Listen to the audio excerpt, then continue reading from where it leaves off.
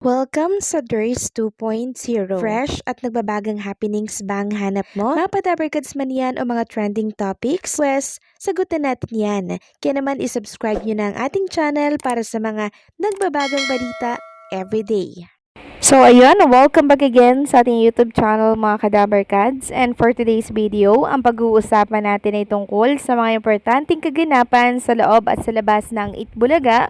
Ngayong araw po yan ng Sabado. So kanina nga po, sobrang in-enjoy ng mga Dabarkads natin sa studio at ang mga televiewers ang naging concert po ng dalawang Miley na pinangunahan ni Karen Aistrap and syempre ni Daryl Shane Jandani. Sobrang in-enjoy ito ng Dabarkads natin. Ngayon lang to nangyari mga Kadabarkads. Itbulaga lang ang meron po nito. Marami nagsasabi mga Kadabarkads, nakaboses daw talaga ni Daryl Shane Jandani si Miley Cyrus. Paano hindi daw ito ang nanalo mga Kadabarkads? Actually, lahat naman po ng mga clones natin mauhusay mga Kadabarkads, pero dapat talaga isa lang po yung mapili.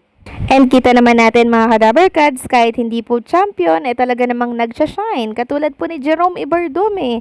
Ang daming offer, ang daming gigs, and syempre, may fans club na rin ang isang Jerome Ibardome. Samantalang after 29 years mga Kadabarkads, may nagbabalik po sa Itbulaga. Walang iba kundi po si Jericho Rosales.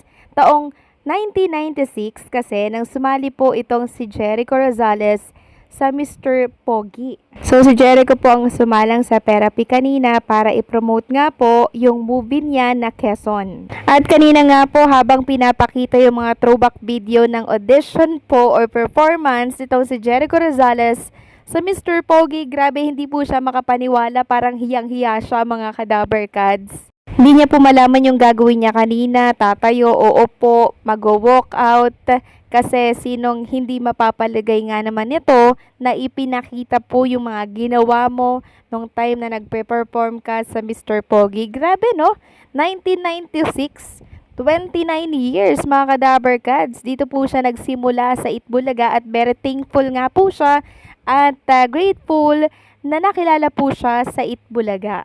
And yung napanalunan po pala ni Jericho Rosales na 30,000 pesos, pinamigay niya din po mga Kadabarkads sa studio audience. 3 po ang nanalo nun, tigte 10,000 pesos.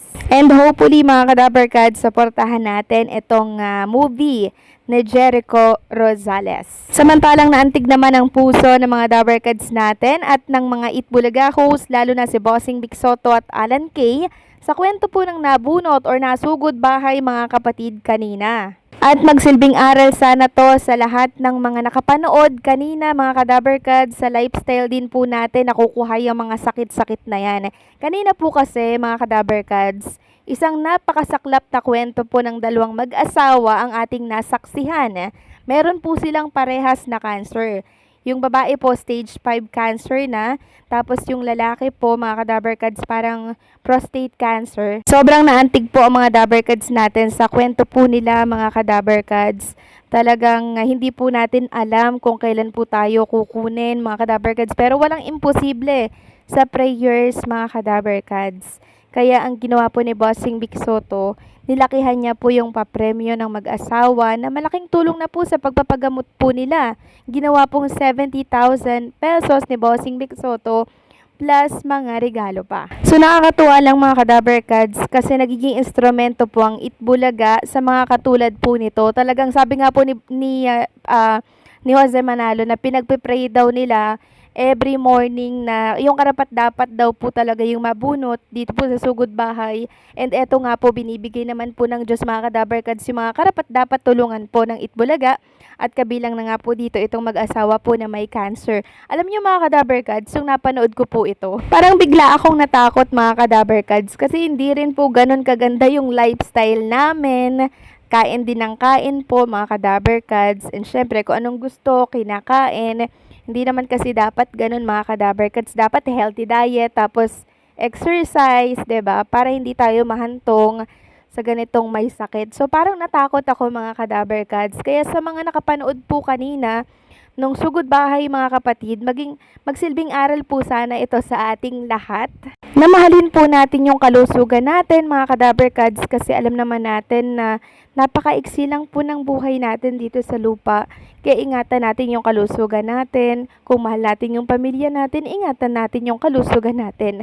'Di ba mga kadaberkads? So sana po magsilbing aral po ito sa lahat. And syempre, maraming salamat po sa Itbulaga dahil tinulungan po ninyo itong mag-asawang to na meron pong cancer parehas. Mabuhay po ang Itbulaga and syempre, ipagdasal po natin itong mag-asawang to mga kadaberkads na sana po gumaling sila parehas. Isama natin sila sa ating mga panalangin mga kadaberkads na sana po pagilingin po sila mga kadaberkads ng ating poong may kapal.